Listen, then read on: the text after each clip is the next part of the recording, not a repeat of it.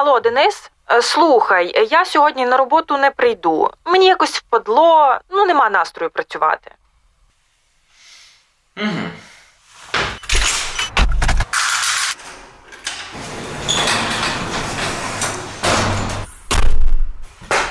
Привіт! Я Наталя Лазарович. Ви дивитесь Бігус.Інфо. Жоден роботодавець не буде терпіти працівника, який нічого не робить. Це щось дуже логічне і дуже очевидне. А тепер уявіть колективного роботодавця. Нас з вами, громадян, і наших співробітників, народних депутатів України. Воно ж, по ідеї, все працює. Ми депутатів обираємо, податками забезпечуємо їм заробітну плату, проживання для немісцевих, роботу помічників і компенсації за проїзд та відрядження. А натомість розраховуємо, що вони, депутати, будуть виконувати свою роботу. Створювати законопроекти, вносити правки, виступати з трибуни, зустрічатися з виборцями і бути присутніми в парламенті під час голосувань. Та попри те, що система ця виглядає дуже простою і дуже зрозумілою, в реальності все не зовсім так. Ми бачимо майже порожню залу Верховної Ради під час важливих голосувань. Ми читаємо про те, що знову на щось там не вистачило голосів. Ми чуємо про те, що депутатів ледь не вмовляють прийти на роботу і трохи попрацювати. І от нам стало цікаво, а хто з народних обранців прогулює найбільше? Хто за останній час або не приходив у парламент взагалі, або ж забив на більшість засідань? Чим вони замість цього займаються? Де вони взагалі і як це пояснюють? Деякі пояснення нас, м'яко кажучи, вразили. Воно мені не до душі і не до серця. Який зміст того, що я буду там сидіти, на кого дивитися? Чуть-чуть я пропустив там несколько заседаний, которые были. Так сложилось, да. Звучить цікаво, правда? Дивіться тоді далі. А ні, стоп, ще один короткий момент. Ви ж пам'ятаєте, що треба підписатися на канал, щоб нічого нового і цікавого не пропускати, так? Чудово! Тепер давайте починати.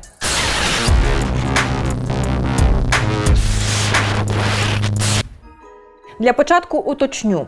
В цей наш аналіз ми не включали тих нардепів, які постійно представляють країну на різних важливих міжнародних майданчиках і, відповідно, пропускають через це засідання. Також не будемо зупинятися на тих, хто пішов у декретну відпустку чи у кого є логічне пояснення тривалої відсутності. Я ніколи не виїжджала під час війни з території України. Так, свою відсутність пояснює Анжеліка Лабунська, депутатка від «Батьківщини». З листопада 22-го нардепка не з'явилася на жодному голосуванні Верховної Ради. На засідання екологічного комітету Лабунська включається лише онлайн. У мене трохи здоров'я, є проблеми. Я сподіваюся, що воно покращиться і я буду далі відвідувати. Я сподіваюся, що може з травня. Не включали й тих, хто, навіть не знаю, законно прогулює засідання Верховної Ради через ймовірну незаконну діяльність. Та коротше, депутатів, які сидять у СІЗО. Це, наприклад, отримувачі підозр у Держзраді Нестор Шуфрич, Олександр Дубінський та Олександр Пономарьов. Є й ті, хто нажив собі проблеми з законом дещо іншим способом. От як нардепка Людмила Марченко, яка за версією НАБУ разом з помічницею отримала $11 тисяч від 2 громадян за безперешкодний перетин кордону. Ви вже могли бачити це епічне відео від НАБУ, на якому нардепка намагається викинути хабар за паркан. Відсутність цих людей у Раді цілком зрозуміла. Це їхня присутність серед нардепів з моменту виборів викликає запитання, а відсутність так, дуже зрозуміла. Тому сьогодні ми зупиняємось на тих, хто фактично на голосування не ходить, але в соцмережах створює видимість роботи. І ще тих, хто взагалі зник навіть з публічного простору. Так, це в той час, коли Рада місяцями не може проголосувати кілька важливих законопроєктів. Наприклад, врешті-решт, заборонити церкву Московського патріархату в Україні. Моя колега Анастасія Усенко нещодавно робила великий розбір цієї ситуації. Лінк на нього ви зараз бачите на екрані. А для тих, хто дивиться з телепристроїв, він буде в описі. Ще зависло питання щодо депутатів від тепер вже заборонених проросійських партій. Позбавлення мандатів депутатів від заборонених партій, як на рівні парламенту, так на рівні місцевих рад. І це не лише забороненої вже ОПЗЖ, а й інших проросійських партій.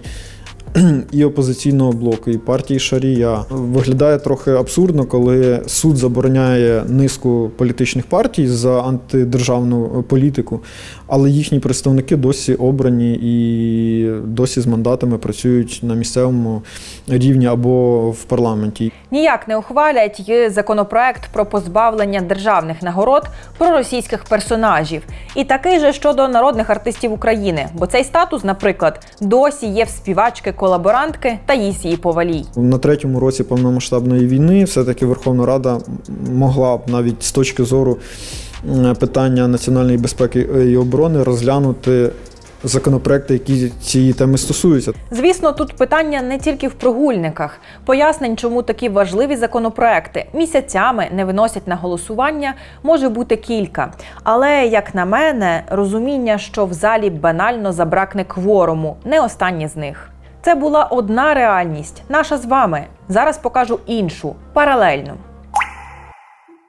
Отак з камерою намагається не палитись колега по комітету згаданої вище Лабунської Сергій Шахов з групи «Довіра». Те, що віконечко iPhone – це насправді нардеп, стає зрозуміло не одразу. Олеже Володимировичу, дозвольте, я відео поки відключу, буду на звуки, бо в мене поганий інтернет. А потім, коли треба, будь ласка, за необхідності я буду просити, щоб ви включилися. Дякую. Сергій Шахов перестав приходити в Раду теж наприкінці 22-го. А вже у березні 23-го нардепа оголосили у розшук, бо той докупи вирішив не з'являтися ще й на засідання щодо недостовірного декларування. Ще у 2021 році колеги зі схем розповіли, що Сергій Шахов не декларує свою співмешканку та купу дорогої нерухомості, яка оформлена на неї. І все звично закрутилось. НАБУ почало розслідування, справа потім потрапила в суд. За даними НАБУ, Шахов приховав майна, записаного на цивільну дружину, на загальну суму майже 88 мільйонів гривень. Приготуйтесь. 27 земельних ділянок, 13 квартир у Києві, 8 паркомісць, 2 автівки, частки у низці компаній і доходи від продажу нерухомості та ось ці 2 будинки у Романкові, біля Києва, на понад 2000 квадратів. Спойлер, до котеджного містечка Сонячна Долина ми ще повернемось. Журналісти встановили, що частина майна записана на Інну Журбу, яка часто фігурувала на сімейних фото з нардепом. Ще чимало нерухомості оформлено на компанію, де Журба є кінцевою бенефіціарною власницею. У цій самій товці, центр Да Вінчі, у березні вже цього року серед власників з'явилася й дочка Шахова – Софія. Трохи згодом з'явилася ще одна нова компанія – Давід Ленд. У ній Інна Журба – співвласниця, Софія Шахова – керівниця. Ну, але це не все. Нам же треба повернутися в Сонячну Долину. У лютому 2024-го у Софії Шахової тут з'явилася земельна ділянка та будинок на 500 квадратів. Розташований будинок ось тут, неподалік від будинку, як би тут правильно назвати, співмешканки нардепа, яку він довго приховував. За даними з реєстру нерухомості, з'явилося все у дочки в один день, за договором купівлі-продажу. Ну тобто, бізнес рухається, справи в порядку. Фірми й нові маєтки з'являються. Так, фірми й маєтки з'являються, а Шахов на засіданнях парламенту – ні. Спасибі моїм улюбленим дівчатам. Ви надихаєте мене кожного дня. Дуже люблю вас. Пише Сергій Шахов у своєму Фейсбуці. Попри зникнення з ВР на сторінках нардепа з'являється щоденний контент. Така собі видимість роботи і присутності. Маю великі сумніви, що нардеп перебуває в Україні, але він усіляко намагається переконати нас з вами у зворотньому. Ось пост з фоткою з Верховної Ради. Вчинки людини – найкращий перекладач її думок, каже нам цитатник Шахова. Але от біда, фото старе і підпис до цього фото російською. А тут ніби нардеп щойно вийшов з того ж засідання з якимись важливими документами у руках, бо світ поступається дорогою тому, хто знає, куди йде. Є і квітневий пост з фотографією Києва і підписом «Світанок після важкої ночі». І ти такий думаєш, ох, нардеп теж пережив чергову нічну російську атаку. а потім знову відкриваєш список присутніх в тому ж таки квітні нардепів на засіданнях Ради і знову не бачиш Шахова. Ймовірно, щоб так думало якомога більше людей, ці дописи Шахова окремі користувачі, чиї профілі відверто схожі на профілі ботів, розсилають по тематичних фейсбук-групах Київщини. Тобто заморочилися люди, підігрівають політичну діяльність як можуть. І останнє, обіцяю. Бути українцем означає не тільки бути готовим до кінця світу, але також мати певні плани на потім. Якраз про плани на потім ми і хотіли розпитати у самого Сергія Шахова. І про те, де він насправді знаходиться останні 1,5 роки. Але на наше повідомлення у Фейсбуці він лаконічно відреагував пальцем вгору. Хоч не середнім, вже спасибі. Письмовий запит нардеп просто проігнорував. Я людина, яка по житті звикла щось діяти, на щось впливати. А оскільки Верховна Рада зараз перетворилася, чи її перетворили все докупи на «Підій нажми кнопку», воно мені не до душі і не до серця.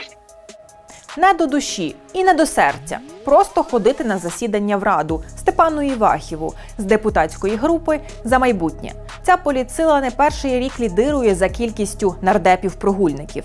Сам Івахів не був на роботі, судячи з даних голосувань, з серпня 2023-го. Та й до повномасштабного вторгнення нардеп був у топі прогульників. А за майже 5 років депутатства Івахів став співініціатором лише 7 законопроєктів. Із цих 7 аж 1 став чинним актом. Мабуть, бізнес таки ближчий йому, ніж законотворчість, бо Івахів – співзасновник групи компаній «Континіум», яка контролює мережу АЗС «ВОК». І знаєте, ота його цитата про «не до душі, не до серця» – це тільки малесенька частинка нашої розмови з ним. Розмови, до якої я навіть не знаю, як підвести. Там ледь не кожен шматок можна розбивати на цитати. Тому ніякої підводки не буде. Розмова з народним депутатом, який не ходить на роботу. Майже повна версія. До мене ніхто не звертався, що мій голос є в такій великій необхідності. Я б, звичайно, сказав, що мій голос потрібний, я би кинувся і приїхав. А ви не в Україні знаходитесь? В Україні, в Луцьку.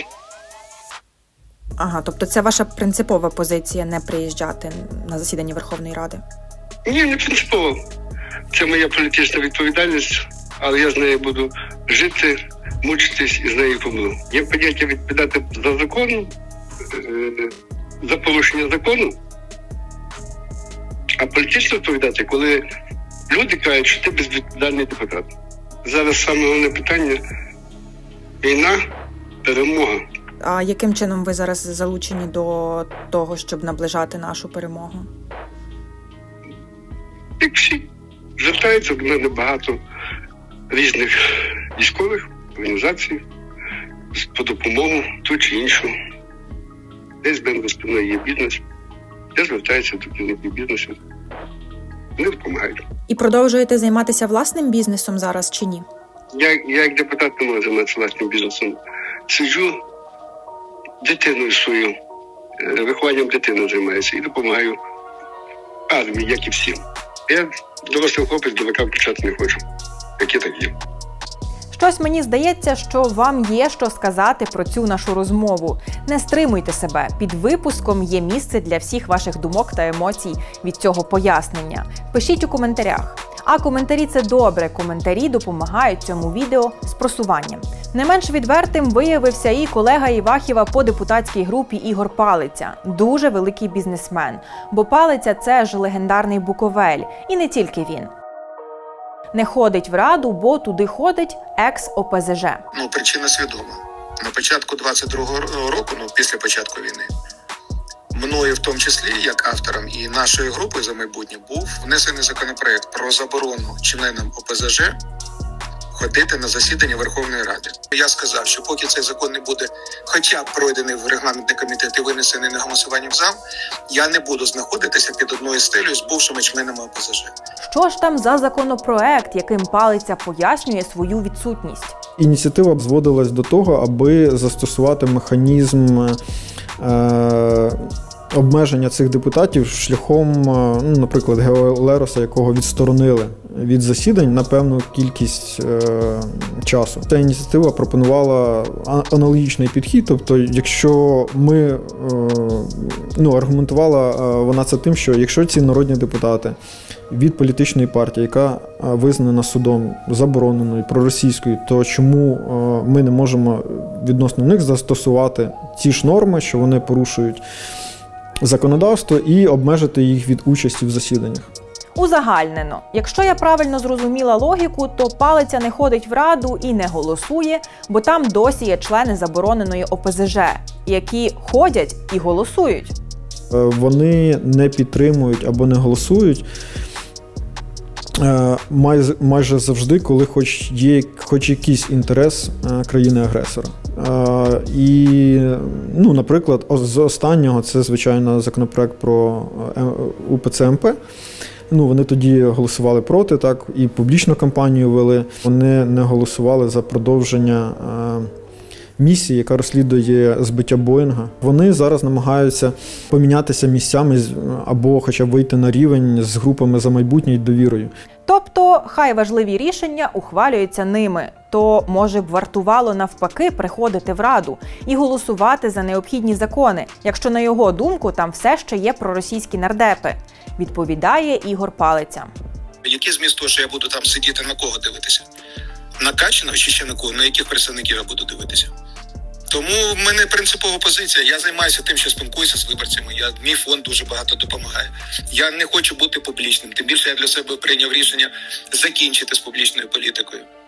Тому моя повністю зважена позиція. За кордон я не виїжджаю з січня минулого року. Знаходжусь весь час в Україні. Що ж, зате з родинним бізнесом Палиць, схоже, все чудово. Рідня нардепа вже багато років живе за кордоном. Син та колишня дружина є власниками готелів на австрійському лижному курорті. Так, він займається, але більше часу він зараз займається австрійським курортом, який теж належить йому і моїй колишній дружині. В Україні бізнес також розвивається. Ви вже знаєте, що курорт Буковель – це в тому числі дітище родини Палиці.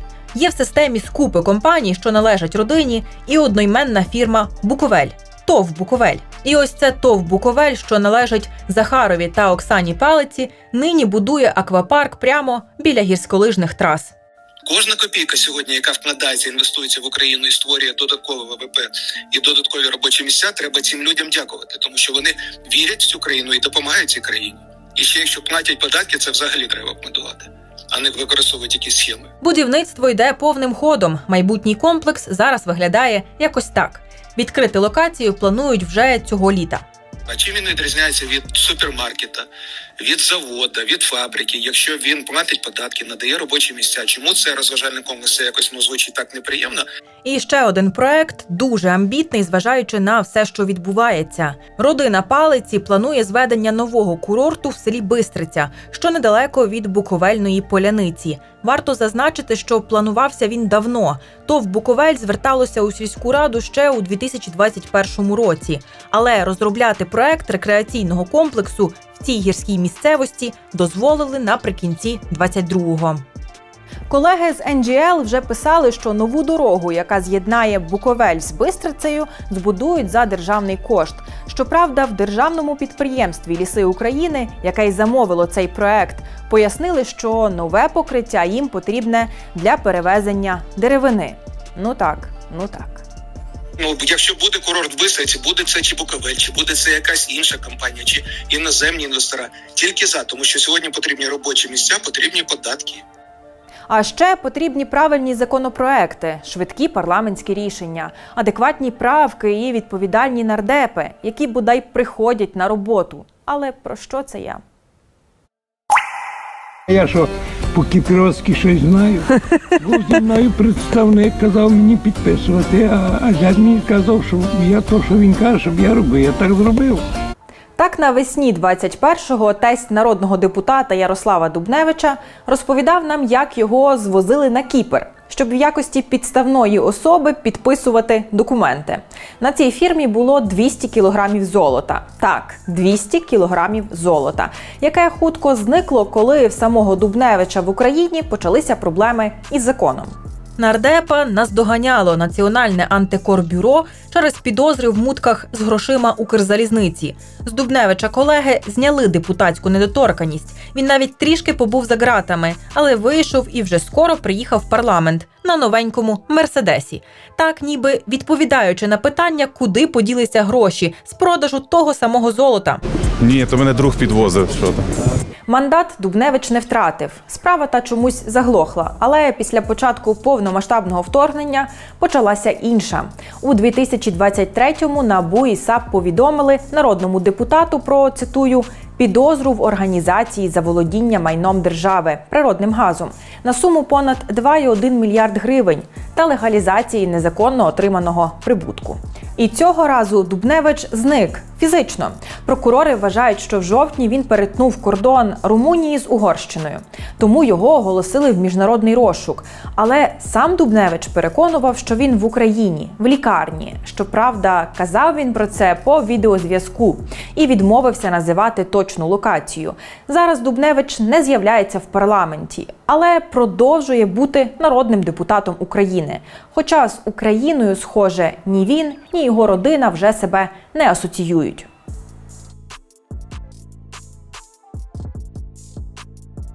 Словаччина, Братислава. Приватна забудова в одному з хороших районів міста.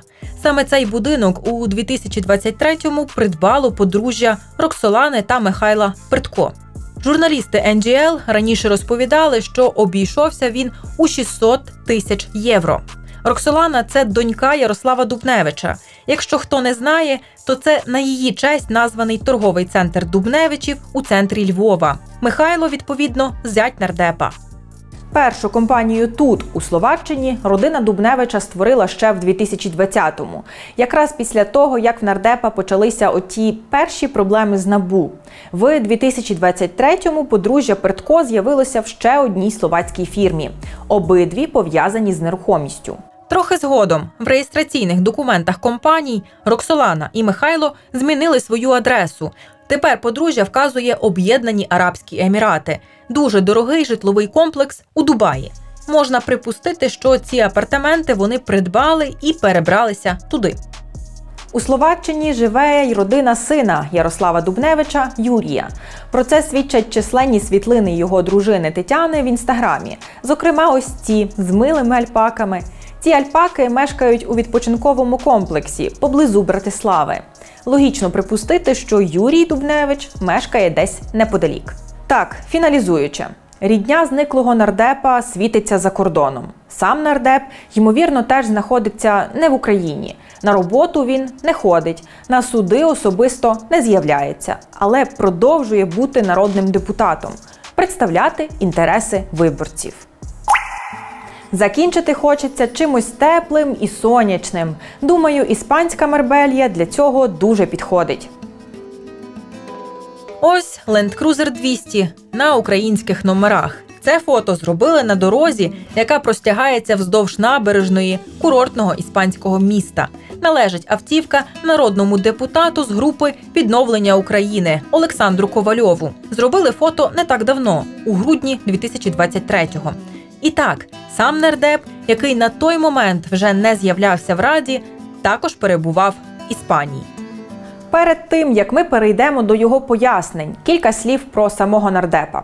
Ковальов відомий систематичними прогулами і погрозами журналістам за оприлюднення інформації про його кнопкодавство в Раді. В ті моменти, коли він на роботі все ж таки з'являвся. Перед парламентськими виборами ЗМІ повідомляли про те, що Ковальов після Революції Гідності допомагав тікати співробітникам Беркуту, а Генпрокуратура навіть підозрювала його в приховуванні їхньої зброї. У 2023-му CNN розповіло про те, що Ковальов був одним з переговорників з росіянами щодо припинення боїв на Азовсталі навесні 22-го. Видання зазначало, що Ковальов там з'явився через наявні зв'язки з ФСБ. Ба більше, він був єдиним з української сторони, кого пустили в колонію, де тримали наших полонених. Вони нові матраси, да. Тобто на момент того, що було прийнято приймаючою стороною, сделано все удовлетворительно для наших военнослужащих. А в 2023-му була Марбелья. Нет, я там был по личным делам. Ви там відпочивали з родиною? Ні. Я там не відпочивав. Я в грудні займався здоров'ям свого сина. Я їздив по обслідуванням, по клінікам. У мене у сина є нюанси по здоров'ю, я їм займався. Нардеп каже, що взагалі-то поїхав у відрядження, але довелося затриматися за кордоном аж на кілька місяців. Я виїхав чуть раніше, був у відрядженні, потім, коли случилась неприятность, меня моя жена оповестила в этом, я приехал к своей родине, уже сын лежал в больнице. Ни на пляжах, ни на отдыхах, ни на других каких-то увеселительных заведениях я не участвовал. Ні підтвердити, ні спростувати це я, звісно ж, не можу. Тож говоритиму фактами. Факт номер 1. Нардеп, по суті, використав відрядження для подальшого вирішення родинних справ. Одразу напрошується аналогія з його вже колишнім колегою Юрієм Арістовим, який після відрядження у Вільнюсі погнав на Мальдіви. Був скандал, довелося складати мандат. Факт номер 2. Нардеп не задекларував, що його рідні, які виїхали за кордон, користуються житлом в Іспанії, бо, каже, вони живуть у знайомих. То дружні стосунки, вони там займаються. А це не їхнє майно. У нас немає, нічого немає. Ні в Іспанії, ні в Германії, ні де там, в Італії, ні в якої країни немає майна. Але те, що навіть безоплатне користування майном треба було задекларувати, схоже, стало для нардепа несподіванкою. Я уточнюсь, пані Наталі, що так, тому що зробимо. Мені зараз здоров'я свого сина саме головне моє питання в житті. Факт номер 3. Загалом Ковальов пропустив за 6 місяців 70% засідань. Зараз же каже, що в лютому повернувся в Україну і тепер сумлінно ходить на засідання. По мірі можливості я все виконував в рамках комітетської діяльності. У мене там почти нет пропусків. А то, що чуть-чуть я пропустил там несколько заседаний, которые были, так сложилось, да. На жаль, життя є таке. Часом здається, що наші нардепи значно більше філософи, ніж законотворці. На жаль. Ще можна було б розповісти про Федора Христенка з ОПЗЖ, який, за даними схем, виїхав з країни. Після початку повномасштабного вторгнення не був у Раді жодного разу. Спочатку, судячи з його декларації, він був у Польщі, а в наступній декларації з'явилися вже Об'єднані Арабські Емірати. Звісно ж, Христенко пропустив усі засідання станом на зараз. І, звісно ж, Христенко досі народний депутат. А ще можна було б розповісти про апарат Верховної Ради, який вже вкотре відмовився надавати нам інформацію про відрядження народних депутатів. Кажуть, що вони такий документ не створювали, а отже і давати нічого. Не треба ні нам, ні вам, та нікому взагалі знати про депутатські поїздки. Але закінчити хочеться іншим – поняттям справедливості. Справедливості, про яку в Україні зараз часто говорять і якої всі хочуть. Шкода лише, що часто це поняття закінчується на парламентському порозі. Депутатів не можуть позбавити мандатів за прогули. Відповідно, вони розповідають про те, що не хочуть, не можуть та взагалі не повинні ходити на роботу. І їм за це нічого не буде. А виборець, який віддав свій голос в надії на те, що конкретно ось цей народний обранець зробить щось, щоб в країні було більше справедливості, лишається ні з чим. Так не має бути, погодьтесь. А ще не забувайте про такі кейси на наступних виборах, коли б вони не відбулися. Дякую, що дивилися, залишайте вподобайки, поширюйте це відео і, якщо любите нашу роботу, долучайтесь до підтримки через функцію спонсорства на сайті або на платформі Buy Me a Coffee. Всі лінки традиційно є під відео. До зустрічі!